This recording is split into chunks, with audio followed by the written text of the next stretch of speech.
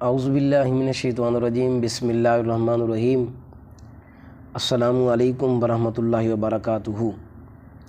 جیسا کہ آپ تمام ساتھیوں سے وعدہ کیا تھا کہ ہم اپنے اس گروپ میں انشاءاللہ العزیز علم الصرف، علم النحو، علم منطق اور دیگر جو چیزیں ہیں ان کو شامل کریں گے، تو آج میں جو ہے علم الصرف کا پہلا سبق جو ہے آپ کے سامنے ریکارڈ کر کے پیش کرنے لگا ہوں۔ اس میں کچھ باتیں پہلے جو ہیں میں وہ آپ کے سامنے رکھ دیتا ہوں۔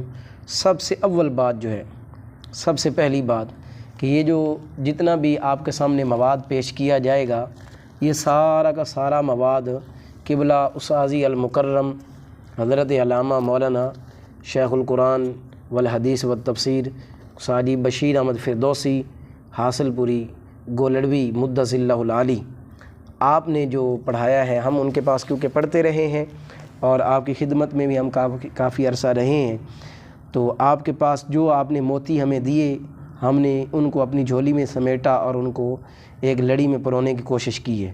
تو بالخصوص اس میں ہم وہ چیزیں شامل کریں گے، اور آپ نے جن سے پڑھا ہے قبلہ استاذی المکرم امام الصرف والنحو استاذی مفتی بشیر احمد فردوسی صاحب، آپ نے استاذی مفتی ہاشم علی نوری صاحب سے پڑھا ہے۔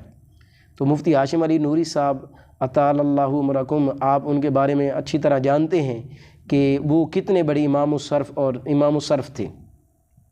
تو انہی کے ملفوظات جو ہمارے قبلہ استاذی المکرم کے پاس آئے اور پھر استاذی المکرم کے ذریعے ہم تک پہنچے اور ہم نے ان کو جمع کیا، ان کو ہم انشاءاللہ العزیز ہر کلپ کی صورت میں جو ہے ہم آپ کے تک پیش کریں گے۔ تو آپ سے گزارش ہے کہ آپ جتنے بھی جو ہے گروپ ہمارے ان میں آپ ایڈ ہوں اور اپنے دوست احباب کو بھی اس میں ایڈجسٹ کریں اور اپنے ساتھیوں کو بھی اس میں جو ہے شامل کریں اور دوستوں کو دعوت دیں، تاکہ جو ساتھی قرآن پاک سمجھنا چاہتے ہیں اور عربی گرامر سیکھنا چاہتے ہیں، تو ان کے لیے علم الصرف کا ہونا جو ہے، علم الصرف کا سمجھنا از حد ضروری ہے۔ کیونکہ علم الصرف کے بارے میں عربی میں ایک بہت بڑا مشہور مقولہ بولا جاتا ہے، الصرف ام العلوم والنحو ابوہا۔ کہتے ہیں کہ علم الصرف جو ہے یہ علوم کی ماں ہے اور علم نحو جو ہے یہ علوم کا باپ ہے۔ یعنی جس طرح کوئی بندہ یا کوئی چیز بھی کائنات میں جو حیوانات میں سے ہوتی ہے، وہ اپنے ماں کے بغیر جو ہے اس کا وجود ثابت نہیں ہو سکتا، باپ کے بغیر اس کی جو ہے معاملات طے نہیں پا سکتے۔ تو اسی طرح جو بندہ علوم عربیہ میں قدم رکھنا چاہے تو اس کے لیے بھی ضروری ہے وہ علم الصرف، علم النحو کا ماہر و ضروری اسے کہ پہلے اسے سمجھے اور اسے پڑھے۔ تو آج میں اس کی ابتدا کرنے لگا ہوں، بسم اللہ شریف کرتے ہیں۔ تو بسم اللہ الرحمن الرحیم۔ علم الصرف کو شروع کرنے سے پہلے 3 چیزوں کا جاننا ضروری ہوتا ہے۔ یاد رکھیں، یہ جو باتیں میں آپ کے سامنے رکھنے لگا ہوں ان کو آپ ازبر کریں۔ جتنا آپ کو یہ زیادہ ازبر ہوں گی، آپ کو اتنا ہی زیادہ یہ آگے کام دیں گی۔ آپ کو اس طرح یاد ہونی چاہیے جس طرح کہ آپ سورہ فاتحہ شریف ہر نماز میں پڑھتے ہیں، اور اس کے علاوہ بھی اگر آپ کو پڑھنی پڑ جائے تو آپ کو کوئی پریشانی نہ ہو۔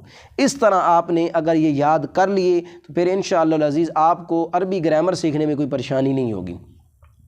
تو آئیے سبق کی طرف آتے ہیں۔ علم الصرف کو شروع کرنے سے پہلے 3 چیزوں کا جاننا ضروری ہے۔ کتنی چیزوں کا؟ 3 چیزوں کا جاننا علم الصرف شروع کرنے سے پہلے 3 چیزوں کا جاننا ضروری ہے۔ علم الصرف کی تعریف، علم الصرف کا موضوع اور اس کی غرض و غایت، یہ 3 چیزیں اس کو شروع کرنے سے پہلے جاننا ضروری ہیں۔ یہ سبق میں بیان کر رہا ہوں آپ کے سامنے۔ تو سب سے پہلے آتے ہیں جناب تعریف کی طرف۔ تعریف: علم الصرف ایسے قوانین کا نام ہے جن کے ذریعے صیغوں کو بنانے کا طریقہ آ جائے۔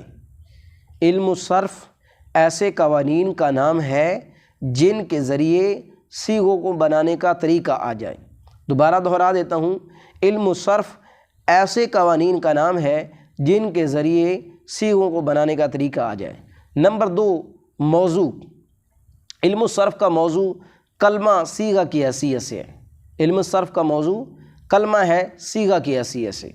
دوبارہ سماعت فرما لیں، علم الصرف کا موضوع کلمہ ہے صیغہ کی حیثیت سے۔ اس کے بعد آ جاتا ہے جناب نمبر 3، غرض و غایت۔ علم الصرف کی غرض و غایت: علم الصرف کی غرض و غایت ذہن کو لفظی غلطی سے بچانا صیغہ کی حیثیت سے۔ ذہن کو लफ्ज़ी गलती से बचाना सीगा की हैसियत से, या फिर बाल्फाज दीगर ज़हन को सीखवी गलती से बचाना, ज़हन को सीखवी गलती से बचाना। उसके बाद आ जाते हैं जनाब इल्म सर्फ़ की वजह तस्मिया। इल्म सर्फ़ को इल्म सर्फ़ क्यों कहते हैं? इसके दो जवाब हैं। नंबर एक, पहला जवाब तो इसका ये है कि सर्फ़ का लुग़वी माना है फिरना और फेरना। सर्फ़ का लुग़वी माना है फिरना और फेरना, क्योंकि इस इल्म में सीगों को फेरा जाता है, इसलिए इस इल्म को इल्म सर्फ़ कहते हैं। क्योंकि इस इल्म में सीगों को एक दूसरे सीगे की तरफ फेरा जाता है, इसलिए इस इल्म को इल्म सर्फ़ कहते हैं। उसके बाद आ गया दूसरा जवाब ये है कि इल्म सर्फ़ की वजह तस्मिया क्या, यानी इल्म सर्फ़ के इल्म सर्फ़ क्यों कहते हैं। इसका दूसरा जवाब ये है, और ये सादा और आम तरीन जवाब है, बिलखुसूस तो समझने के साथ ताल्लुक़ रखता है, कि सर्फ़ से है सर्राफ़। सर्राफ़ कहते हैं ज़रगर को। ज़रगर ये जो सुनियारे होते हैं, इन्हें क्या कहते हैं? ज़रगर कहते हैं। तो सर्फ़ से है सर्राफ़, सर्राफ़ कहते हैं ज़रगर को। तो ज़रगर जिस तरह सोने को कुठाली में रख कर परखता है और कि सोना खोटा है या खरा है, तो इसी तरह सर्फ़ी हज़रात भी जो हैं सीगों को परखते हैं। तो जिस तरह सर्फ़ी हज़रात जो है, जिस तरह ज़रगर हज़रात जो हैं सोने को कुठाली में रख कर परखते हैं, तो इसी तरह सर्फ़ी हज़रात भी सीगों को परखते हैं, शाश अक़साम के एतबार से, हाफ़त अक़साम के एतबार से, से अक़साम के एतबार से। तो इस वजह से इसको भी इल्म सर्फ़ कहा जाता है। उसके बाद इल्म सर्फ़ के चंद और नाम भी हैं। इल्म सर्फ़ के चंद और नाम भी हैं। नंबर एक इल्मुल मीज़ान, नंबर दो इल्मुल इश्तिक़ाक़, नंबर तीन इल्मुस सीगा। अब इनकी वजह तस्मिया भी समझ लें कि इल्मुल मीज़ान, इल्मुस सर्फ़ को इल्मुल मीज़ान क्यों कहते हैं। इल्मुस सर्फ़ को इल्मुल मीज़ान इसलिए कहते हैं कि मीज़ान कहते हैं तराजू को। जैसे अशिया का वज़न किया जाता है तराजू में डालकर, इसी तरह सर्फ़ी हज़रात हुरूफ़ असलिया और ज़्यादा का वज़न करते हैं, इसलिए इस इल्म को इल्मुल मीज़ान कहते हैं। जिस तरह हमारे पास कोई चीज़ लाता है, हम उसे उठाकर जो है वज़न करने के लिए तराजू में डालते हैं। तराजू में डालने के बाद हम चेक करते हैं कि चीज़ का वाकई बराबर वज़न है या नहीं है। तो इसी तरह सर्फ़ी हज़रात जो हैं वो हुरूफ़ असलिया और ज़्यादा का वज़न करते हैं कि कौन से हुरूफ़ असली हैं, कौन से ज़्यादा हैं। तो इस एतबार से इस इल्म को इल्मुल मीज़ान कहा जाता है। उसके बाद इस इल्म को इल्मुल इश्तिक़ाक़ क्यों कहा जाता है। इल्मुल इश्तिक़ाक़, इश्तिक़ाक़ का लुग़वी माना है निकलना या निकालना, निकलना या निकालना, क्योंकि इस इल्म में एक कलमा से दूसरा कलमा, एक सीगा से दूसरा सीगा निकाला जाता है, इसलिए इस इल्म को इल्मुल इश्तिक़ाक़ कहते हैं। क्योंकि इस इल्म में एक कलमा से दूसरा कलमा यानी एक सीगा से दूसरा सीगा निकाला जाता है, इसलिए इसको इल्मुल इश्तिक़ाक़ कहते हैं। उसके बाद आ गया तीसरा नाम है इसका इल्मुस सीगा, क्योंकि इस इल्म के ज़रिए सीगों की बिनाएँ और सीगों को समझने के तरीक़े मालूम होते हैं, इसलिए इस इल्म को इल्मुस सीगा भी कहते हैं। ये आज का आपका था सबक जो मैंने आपके सामने दोहरा दिया। आखिरी लास्ट तारीख़ दोबारा मैं दोहरा देता हूँ। इल्मुस सीगा को इल्मुस सीगा क्यों कहते हैं, तो इसका जवाब ये कि इल्मुस सीगा को इल्मुस सीगा इसलिए कहते हैं, इल्मुस सर्फ़ को इल्मुस सीगा इसलिए कहते हैं क्योंकि इसमें सीगों को बनाने और समझने के तरीक़े मालूम होते हैं, इसलिए इस इल्म को इल्मुस सीगा कहा जाता है। ये था आज का पहला सबक जो आपके सामने मैंने बिल्कुल इख्तिसार के साथ ज़िक्र कर दिया है। उम्मीद है आप इस सबक को अच्छे तरीके से याद करेंगे। याद करने के बाद अज़बर करके फिर इसे आप जो है अपने जो है नोट बुक्स जो है उस पर नोट कर लेंगे।